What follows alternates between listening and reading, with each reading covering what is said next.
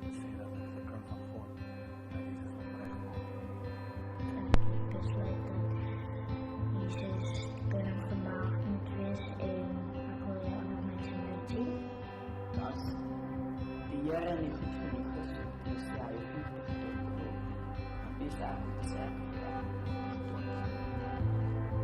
The target step is to get my whole life totally clean.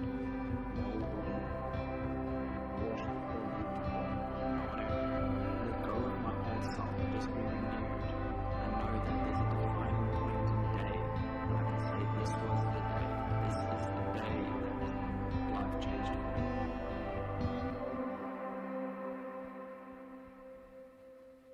Good morning and welcome to Waypoint.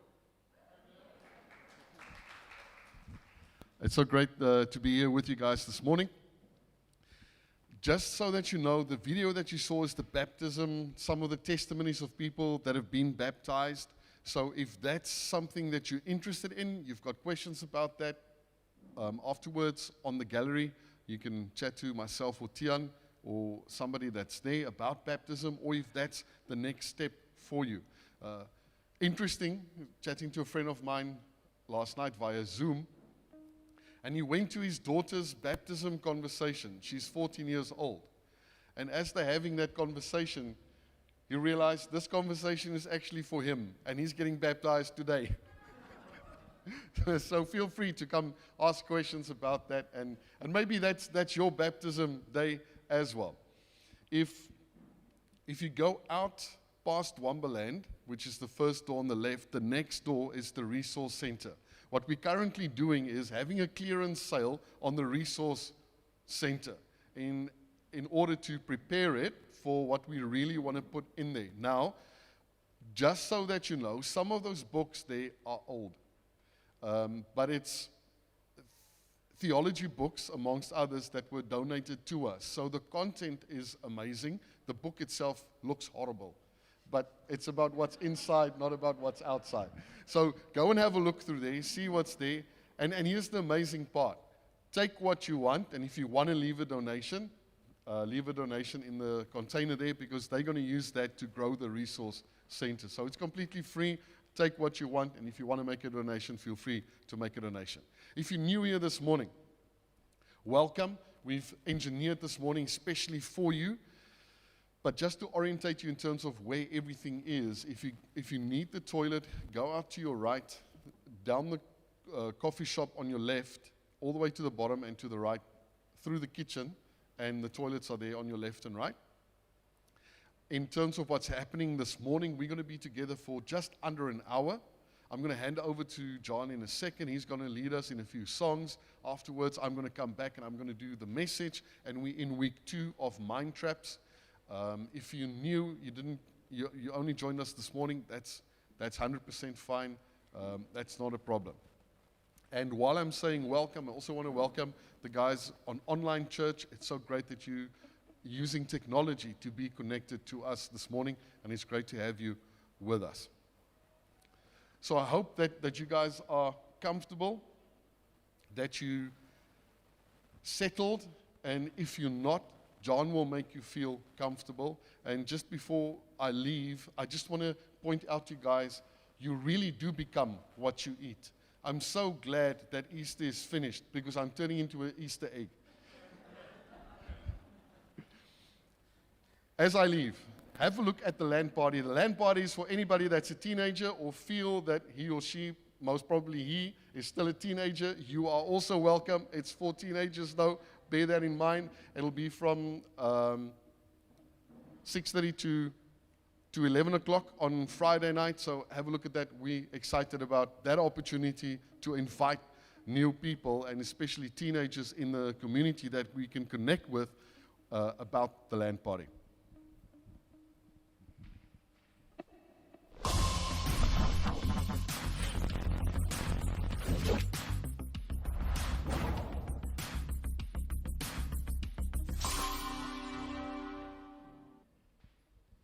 Goeiemorgen guys, bly julle is hierso, and we're going to sing a few songs and you can stand with us.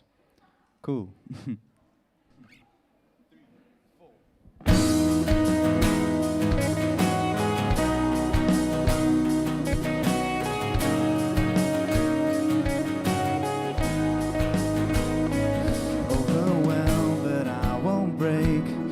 the battle, I will say your grace will be enough. Your grace will be enough. Under fire, but we won't fall. We will never be alone. You'll always be enough. You'll always be enough. Now in God we trust, in His name we hope. I know God will not be shaken. God is here with us.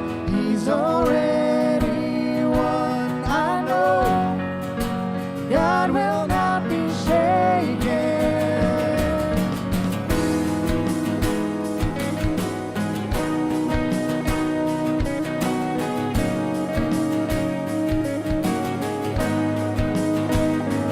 We will follow where you go. We will trust through the unknown. I know you go before. I know you go before. Lead my heart now in your ways, for we're carrying your name. Your promise never fails. Your promise never fails. Now in God we trust, in His name we hope. I know God will not be shaken. God is here with us. He's already won. I know God will not be shaken.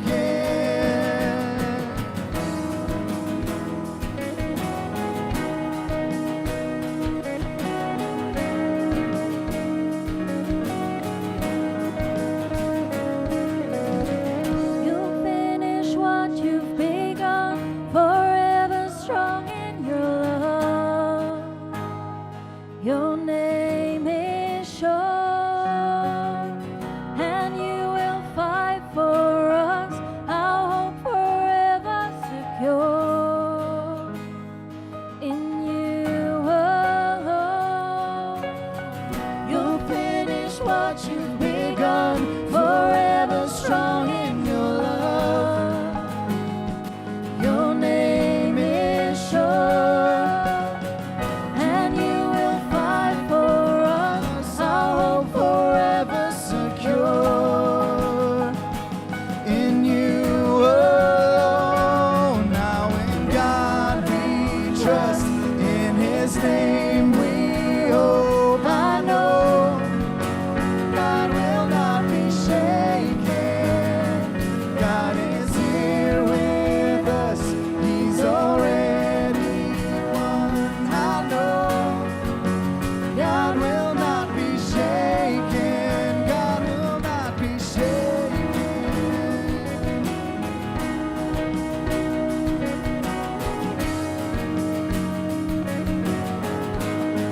Oh, God will not be shaken.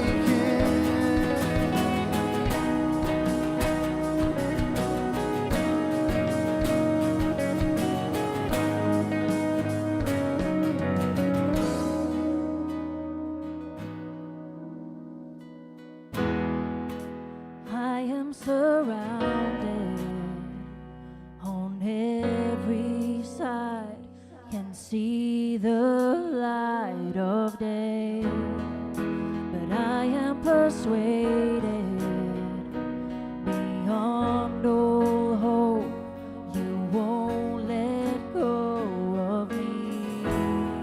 I stake my claim on every word you say. You will not be late.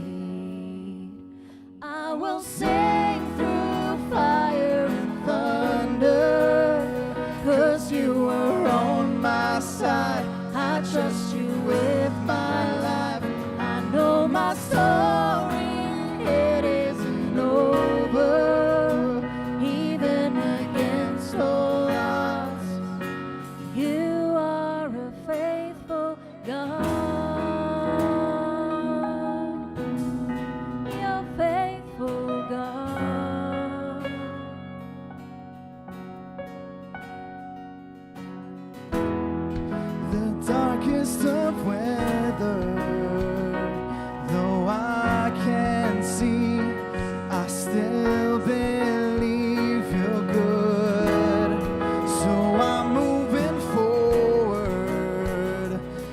crashing waves, I know I'm safe with you.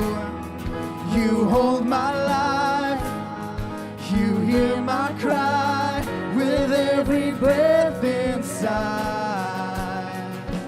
I will sing through fire and thunder, 'Cause you are on my side. I trust you with my life. I know my story, it isn't over, even against all odds. 'Cause you are a faithful God. That's who you are. You are a faithful God. I am convinced that your promises will hold together, and I will dwell in the hope of your love forever. I am convinced that your promises will hold together, and I will dwell in the hope of your love forever. I am convinced that your promises will hold together, and I will dwell in the hope of your love forever. I am convinced that your promises will hold together, and I will dwell in your love. And I will sing through fire and thunder, 'cause you are on my side. I trust you with my life. I know my story, it isn't over, even against all odds. You are a faithful God. That's who you are. You are a faithful God. You're faithful God. You are a faithful God.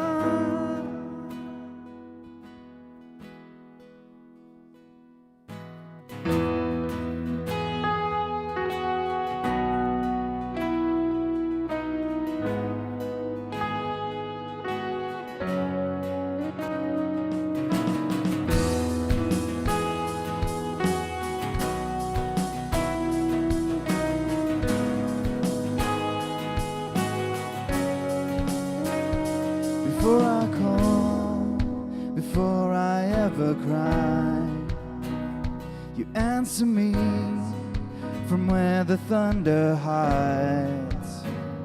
I cannot run this heart I'm tethered to, when every step I collide with you. Like a tidal wave crashing over me, rushing in to meet me here. Your love is fierce, like a hurricane that I can't escape, tearing through the atmosphere. Your love is fair.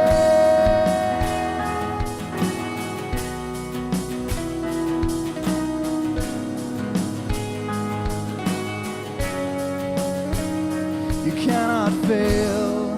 The only thing I've found is through it all, you've never let me down. You don't hold back, relentless in pursuit. At every turn, I come face to face with you. Yeah. Like a tidal wave crashing over me, rushing in to meet me here. Your love is fierce, like a hurricane that I can't escape, tearing through the atmosphere. Your love is fair. Your love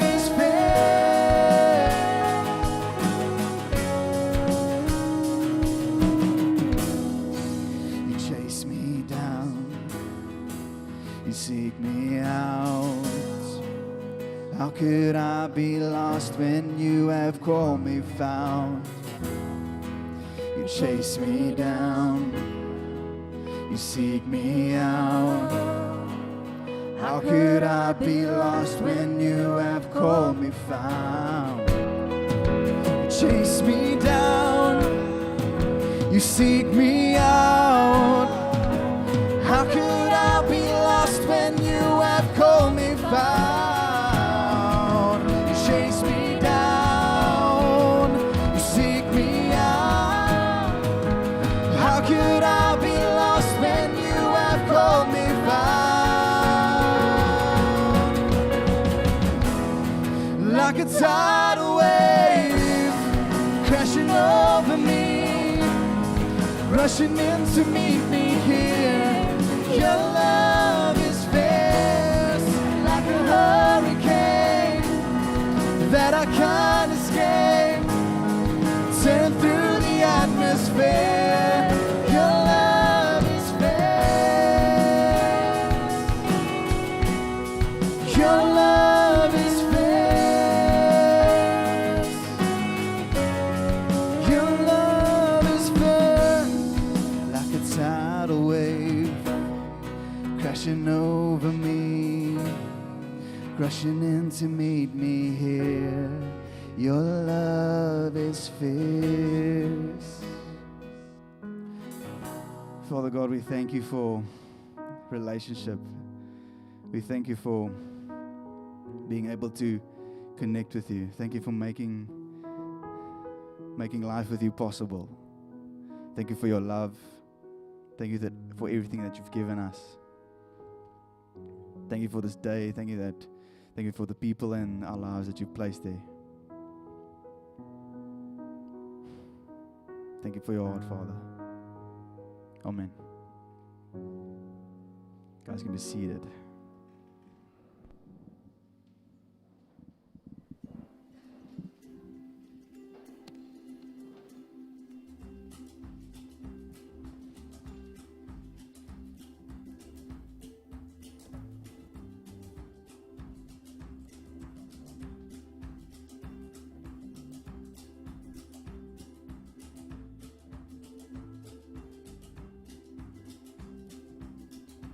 The brain is a remarkably powerful place, the central organ of the human nervous system. It's made up of 100,000 miles of blood vessels. That's almost 4 times larger than the distance around the equator. Neurons transmit and receive information that tells us when to breathe, when something is painful, warns us when there is danger, and tells us when to cheer for the touchdown. Within the brain, there are 100 billion neurons who pass information as fast as 250 miles per hour. That could outpace a Formula One race car. The power of the brain is remarkable. But what if our brains have adopted a mindset that needs an upgrade? Are we in danger of being trapped in our mindsets? How do we stop these mindsets from becoming mind traps? Okay, so you guys are still here. That's a positive thing for me. And we in week 2 of mind traps. Now, last week we spoke about the mind trap of being a victim, feeling that you're a victim, the victim mind trap. This week we're talking about the negativity mind trap. What's awesome to me about this series is I really did not see me as being caught up in the victim mind trap. But since I've done the message leading up to that week, leading up to the message, and this week past, it's like I can just pick up and point out where what I was about to say and what I was thinking, it's like maybe that's not a great idea. And realizing, being sensitive to being that victim, it's phenomenal. And it's the same with the negativity mind trap. So I've been preparing for this. So for me, it's been happening this week. For you, it's going to happen when you leave here, right? As soon as you have that first conversation outside. No, I'm just joking. But you become sensitive towards it. It's like you buy a new car and you're like, man, I'm the only one that's got this car. You get on the road and you see like 5 of them within the first 5 minutes. It's the same thing. And that's why I'm so excited about the series, because we're pointing out the things that shouldn't be part of who we are. Because here's the challenge. what we're saying is it's so easy for a mindset to become a mind trap. For the way that you see life, the way you interact with life, to actually trip you up, hold you back, and keep you from what's actually available to you. And this week is negativity, next week it's the all or nothing mind trap, and the last week is the mind trap of religion. Now, it might be a cultural thing, but I moved from the Western Cape to the Eastern Cape to Kirkwood when I was in grade 7, and I discovered this game for the first time. It's called, I heard from the younger guys this morning, it's called Dog Pile. And I went to Afrikaans school, so I don't think in English, think in Afrikaans. We called it whoopie. Okay, you can see how the English Afrikaans is like, but it's not, it's Afrikaans. So what it basically would be is you would walk on the playground at school, luckily we had grass, and suddenly somebody would just tackle you from behind, and as both of you are flying through the air, they just shout, whoopee! And everybody that's around there just piles on, right?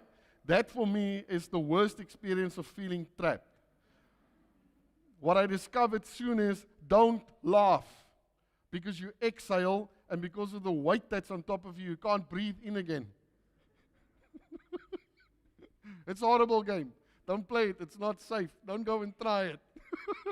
and if I look at us, I'm including myself in there, right now we would break bones if we play something like that. And we joke about it and we laugh about it, but in life there are things that start to pile on, and it catches us underneath that weight to the point where we realize it's not a great space to be in. So that's what we're talking about this morning, and specifically the negativity trap. So I'm going to give you 3 scenarios, because you might be sitting there saying, I'm the most positive person alive, this message isn't for me, luckily it's for my spouse. Because here's the funny thing, we often attract the opposite. If your natural tendency is to be positive, you will attract somebody that's negative. If you, by nature, negative, then you would attract somebody that's positive, right? But here we go. First scenario. You go for your yearly checkup. Again, it's not a big thing for the people that have just left school, but when you get to my age, suddenly becomes a thing. You go for a yearly checkup. You get a call from the doctor saying, listen, can you come and see me next week, Wednesday? Right. If your first thought is, man, this guy just want to congratulate me on how healthy I am. If this is a game of participation, if that's your first thought, then just raise your hand. On the other hand, if your first thought is, it's not good news. If that's you, then raise your hand. If you're not raising your hand now, I don't know if you don't speak to yourself, right? And I'm not going to judge you. Nobody's going to judge you. Second scenario, your phone rings in the middle of the night. Now, it's more relevant when phones actually rang when they're supposed to ring. But now, let's, for argument's sake, say you didn't mute your phone and your phone rings in the middle of the night. What's the first thought that goes through your mind? If the first thought is, how awesome, somebody wants to have a chat. If that's your first thought, right? If your first thought is, somebody died, right? I would definitely think that. Last scenario. Your boss, and if you're at school or at varsity, it might be the deacon, sends you a message. Can you come to my office, please? If your first thought is, fantastic, there's that raise coming that I've been waiting for. If that's your first thought that comes to mind, right? But if the first thought is, I'm fired, this is now the end. Is that your first thought that comes to mind, right? I can see some people go. But from these 3 scenarios, you can see how easily we move to the negative, right? And I know some of you are sitting there and you're saying, well, what we actually have is we've got optimistic people and we have realistic people. If that's your response, then that's a good indication that you're actually negative and you're trying to justify it. Just saying. But when we talk about negativity, last week I referenced Philippians 2, written by Paul, and I said last week that at that point, Paul was going through difficult times. So if there's one person that can really speak to us about not falling into this negativity trap, it's Paul. So we're going to look at this person that we read about in the New Testament, the second part of the Bible, and we engage with Paul in the letter that he wrote to the Philippians, the new congregation that he started in Philippi. Now, what we know is that that letter was written around about 60-62 AD. What we also know is at that point when Paul was writing that, Paul was in prison under house arrest. He was chained to a Roman soldier that was with him 24/7. When that soldier was off duty, another soldier replaced him. Paul was chained to somebody 24/7, confined to his house. Talking about feeling trapped. Remember what happened a year ago when we were confined to our houses? That's what Paul experienced. Only difference was he had somebody chained to him. Now add that in the mix and how difficult that situation is. And here's what we find is that negativity is both addictive and contagious. You end up drawing more and more negativity, but it doesn't just sit with you, you pass it on to other people. Positivity, on the other hand, is difficult to maintain. It's difficult to choose and it's difficult to maintain. And here's the reason why. Because we have a mammal brain. In nature, if you're a mammal, you're part of a herd. There are other animals with you. There are other people with you. And in nature, if the herd starts giving you signals of danger, the last thing you want to do is go and confirm for yourself. Because that would most probably mean that the lion is going to eat you. If you want to visually confirm that there is a threat. You start reacting to the signals that you get from the herd around you. And that's exactly what kicks in when we have that in our living environment and in our work environment. We respond to these signals of negativity and we adapt to that. There's a cost and there's a choice that needs to be made for positivity. And what's interesting is that if we look at negativity, the opposite of that isn't optimism. The way that we fight negativity is not through optimism. What we find when we read the section that we're going to go through is the way that you beat negativity is to have joy. It's the same thing, but something completely different. It's not just replacing a bad with a good. It's replacing it with something completely different that doesn't allow space for this negativity in my life. And what we find in this message of Paul, and I've preached it, and I've heard other people preach it, is not to only stick with joy in spite of your circumstances. That's the first level, that's the easy level, is to have joy despite and in spite of your circumstances. So kind of saying, let's move the focus, shift the focus from the negative to something else. What we're talking about this morning is having joy in your circumstances, because of your circumstances. That's something completely different. So let's read Philippians. Now, it's short sections of verses. They're going to come up on the screen. It's going to help you pay attention and follow because they're up there on the screen for you. Right, so I'm going to just quickly shoot through them. Philippians 1, verse 12 and 14. Now, I want you to know, brothers and sisters, he's including everybody in the family of God, that what has happened to me has actually served to advance the gospel. Now, giving you the context of what has happened to Paul, and he's saying what has happened has actually advanced the gospel. Verse 13, as a result, it has become clear throughout the whole palace guard and to everyone else that I am in chains for Christ.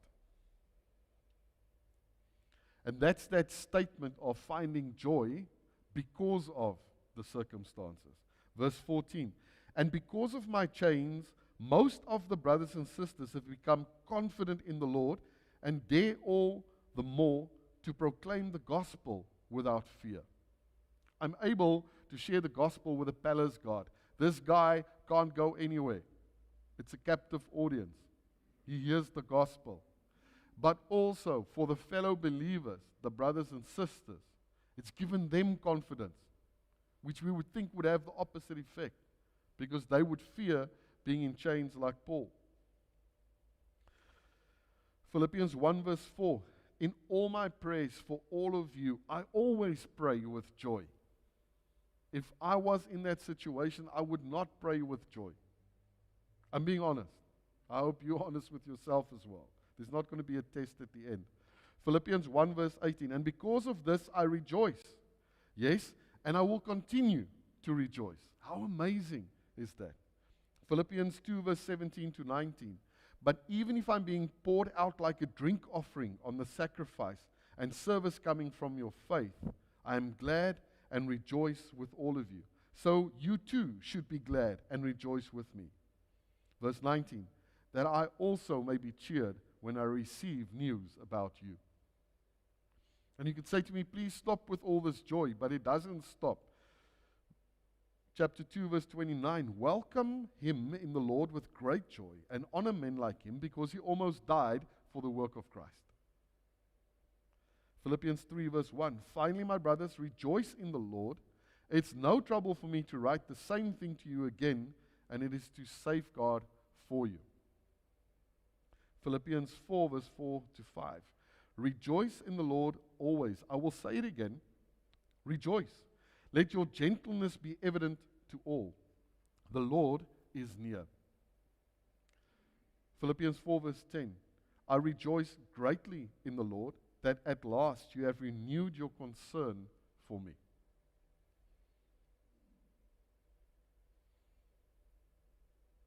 Philippians 4 verse 8 to 9. Finally, brothers and sisters, so finally, because I can hear some of you, please, can we stop with this joy? Finally, brothers and sisters, whatever is true, whatever is noble, whatever is right, whatever is pure, whatever is lovely, whatever is admirable, if anything is excellent or praiseworthy, think about such things. We're going to come back to that verse. But before we get there, could you pick up on what I shared with you, how much joy there was? And I didn't go and pick it out all over the whole New Testament. I picked it out of Philippians. And here's what we do. Growing up within church, if you're Afrikaans, you probably sang it. Some people on key, some people off key, but we all sang it. Filippense 4 vers 4 sê, verbly jou in die Heer. Right? Philippians 4 verse 4 says, rejoice in the Lord. Right? But we missed how many times Paul references and writes about and calls people to have joy and be filled with joy and be joyful in Philippians. A letter that he wrote when he was in prison. Because we pick sections and we move on to somewhere else and we read the Old Testament and we go back to Philippians and we read about joy, but we don't make that connection. And then when we read the whole letter the way it's supposed to be written, who of you, when you get a letter from somebody, now, let's put it in context, when you get an email from somebody, will read the first 2 lines, then go and make 2-minute noodles, then come back, read the next paragraph, then go and play Xbox, come back, read the next paragraph, go do your chores, and then you finish the letter. We don't, right? You sit, you read it, you understand what that person is trying to communicate and convey. So what I'd suggest is go and read Philippians. It's only 4 chapters. It's short. You can read it quickly. And highlight joy and see how many times joy comes up. We did it now quickly.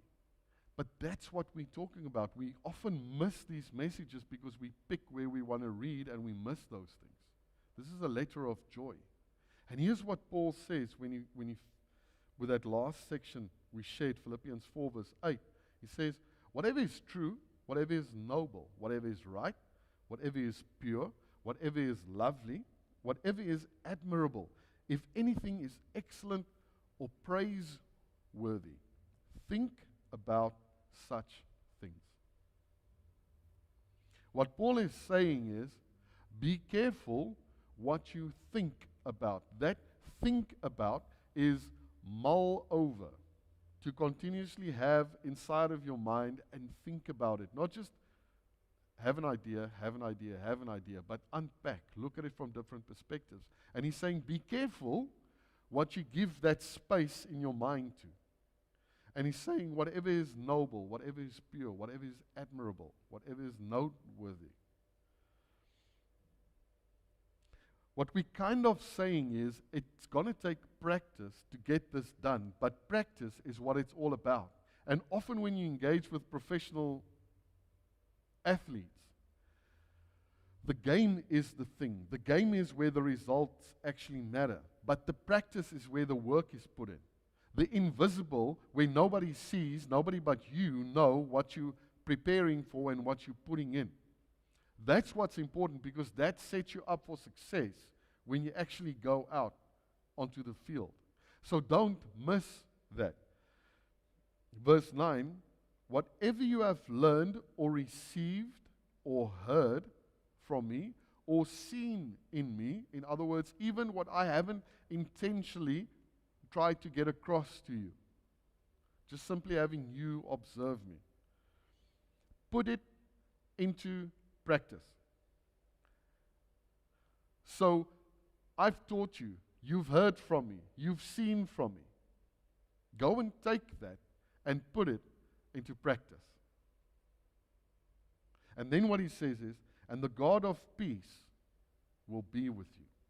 Because our question is, how can we be filled with joy like Paul within the circumstances that he's in? And not simply saying there's a better out there and better is going to come and you just need to stick it out. Because Paul's not saying that.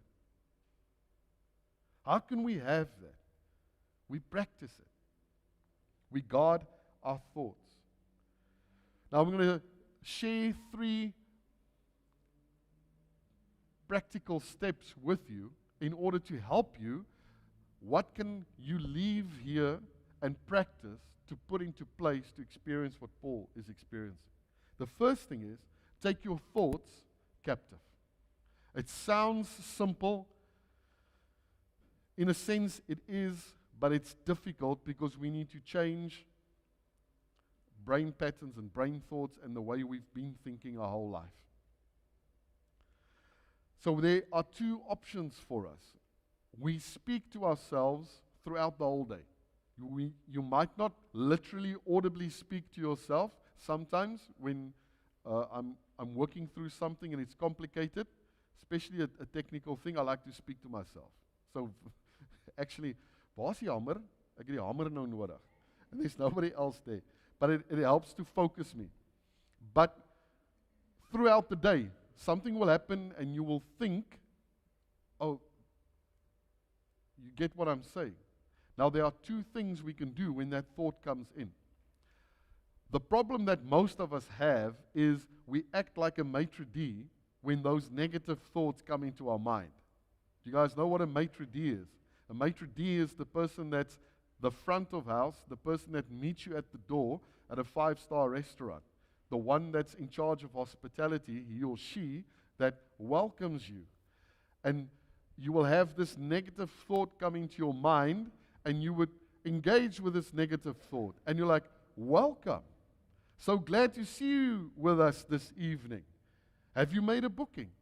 No problem. I will create space for you.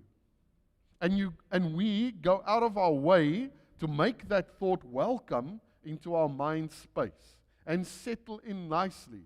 And it's not just jealousy that comes in, it's anger, and it's resentment, and it's entitlement. And the 4 of them sit down and have a meal, and we serve them. What we should actually do is treat them like Liam Neeson. Liam Neeson in the film Taken. So once you've finished reading Philippians, go and watch Taken. Here's a quote from Taken. I'm going to read it so that I don't mess it up. But also so that those of you that haven't watched Taken, just know that I'm judging you on the inside. No, I'm just joking. Can understand what we're talking about. This is Liam Neeson when his daughter's been taken and the kidnappers phone him. And this is his response. I don't know who you are. I don't know what you want. If you're looking for ransom, I can tell you, I don't have money. But what I do have are a very particular set of skills. Skills I've acquired over a very long career. Skills that make me a nightmare for people like you. If you let my daughter go now, that'll be the end of it. I will not look for you. I will not pursue you. But if you don't, I will look for you. I will find you. I will kill you. It's definitely not the maitre d', right? Welcome. So when that thought comes in and you recognize that thought for what it is, do not make that thought feel welcome inside of your mind. Paul writes about that as well in 2 Corinthians 10 verse 5. He says, we demolish arguments and every pretension that sets itself up against the knowledge of God. Because here's our key factor, the thing that we measure it up. Is this what God is saying about me, for me, and about my life? And if this thought doesn't measure up with that, Paul says you have the authority to demolish that argument, because it's an argument, it's a construct. If you feed that construct, it takes foothold, and it has an effect on the way you think, the way you act, and the way you interact. But if you recognize it for it is and you break it down, it becomes easier at the initial stages than 5 years down the line. And we take captive every thought to make it obedient to Christ. Why? So that I can have a better life and my life can be fantastic? No, so that my life can be obedient to Christ. So that this thought can be obedient to Christ, because it starts with the thought so that my life can be an offering to Christ. Now, if you're not in a relationship with Jesus, it kind of gets you off the hook on this one. But practically, simply speaking for you, what you would take out of it is to have your life move in a direction that's positive and better for you. But for us that follow Jesus, there's a step that goes beyond that. Because that's what Paul experienced in his life. The second one is find the inputs. Be careful about where you get your input from. The news, reading the Herald and the Burger when it still existed, is not a good input, because it's the same old story with different people and different dates. But it's the same thing over and over and over, and it's a negative thing in your life, over and over and over. So where are you getting your inputs from? We would never blame social media. Social media is such a positive influence in our life. Seeing that picture of your best friend having their party that you are not invited to will not have a negative effect on your life. So I'm not including social media in that. In case you fell asleep and you just woke up, I'm saying exactly the opposite. Rejoice in the Lord, and this is our third and final point, is Paul says, rejoice in the Lord always. I will say it again in case we missed it. Rejoice. When we breathe out our last breath, do we want that to be the end, or do we want that to be the start of something amazing? The life that we look back on, is that a life that's a meaningful life? And in prepping for this series, it's just been highlighted for me that significance in our life is not based on bank balance and material things that I own and status in life, because it's taken from you in an instant and it's left behind. When you move on to the next phase of your life, because there is a life after that, you must figure out what that is for you. If you don't know, you're welcome to talk to me about that and ask me how I see it. But when you take that next step, there's no trailer that goes with you, with everything that you've done, achieved, and acquired. But if you had a meaningful impact in people's lives, it changes everything. My friend that I shared the story with you about baptism, where his daughter's baptism, she's 14, and he went for her baptism conversation, and he found out when he was sitting there that this baptism conversation was his baptism conversation. It's a guy that I met in London in our life group. And he had such an amazing input in my life.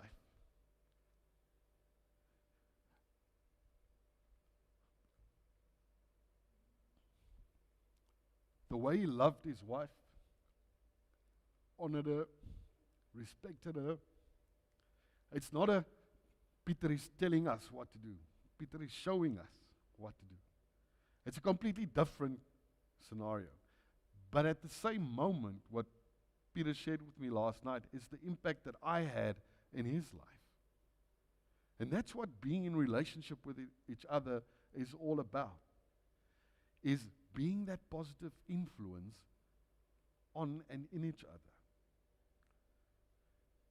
And what Paul is saying is, when you understand that we've just celebrated Easter, that when we look at the cross, it's a testimony of God's love for us.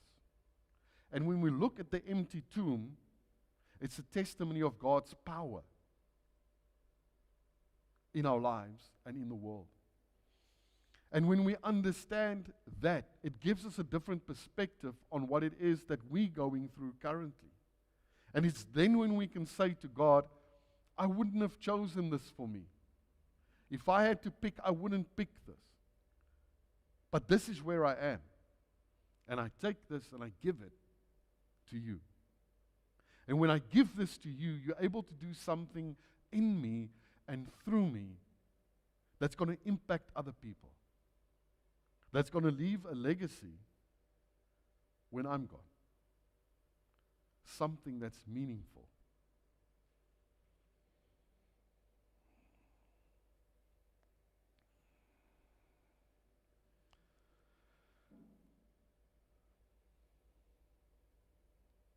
The author of Hebrews writes in chapter 1, let's fix our eyes on Jesus, the author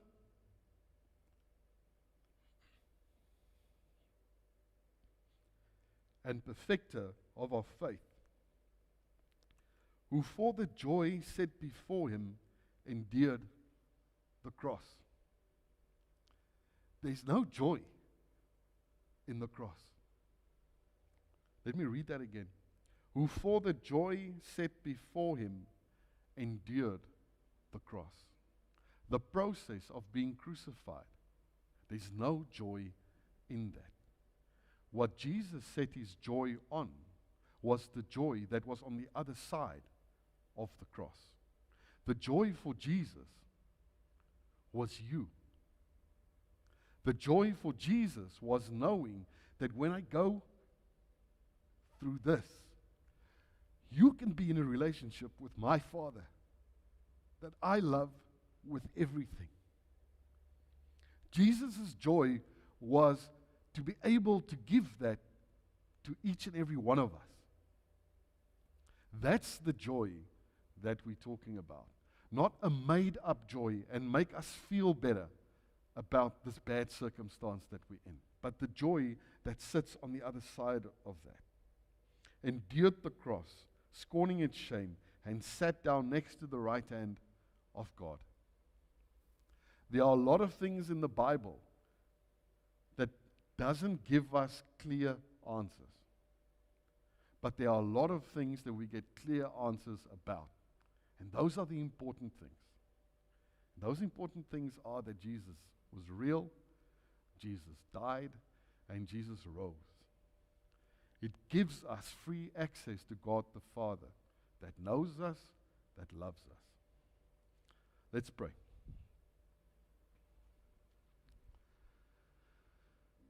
Father, I thank you for your message this morning that you brought to us through Paul. Through Paul sitting in the midst of a challenging chapter in his life. And Father, experiencing joy, because the joy went beyond what he was experiencing. And Father, I pray that as we sit here this morning and as we face difficult challenges in our lives, Father, that we will shift the focus to you, what you're able to do, and that we will bring our situations to you. And Father, that you will, through your Holy Spirit, do something amazing in us and through us in the midst of these difficult times. And that we can be set free from this mind trap of negativity. Because when we're caught up in there, we're not able to step outside of what it is that you bring. And we thank you for that. Amen. Next week, we're talking about the all or nothing mind trap. It's about that whole thing, if I'm not going to win this race, I'm not even going to bother running this race. So if you know a teenager that thinks like that, invite them to next week. The good news is, next door in Transit, they're doing the same series, so they will also be doing the all or nothing mindset, which is great if you've got teenagers, because that means you can have a conversation with them about the same topic that we talked about this morning. To our online viewers, I want to say to you, we really missed you, but we're glad that you tuned in and were part of our experience this morning. Giving will be at the door as you leave. It's only for the people that have prepared, so if you haven't, that's okay. There's no expectation that you must give. If you want to have a conversation about baptism, or you've got a question about it, and you want to talk to somebody, myself and Tian will be up on the gallery at the end, so feel free to connect with us about that. Unfortunately, the coffee shop will not be open after the service. I know I kept this announcement till the end because otherwise you wouldn't have been able to focus on the message. So for this Sunday, unfortunately, the coffee shop is closed. And as we go, I just want to say to you, have a great week.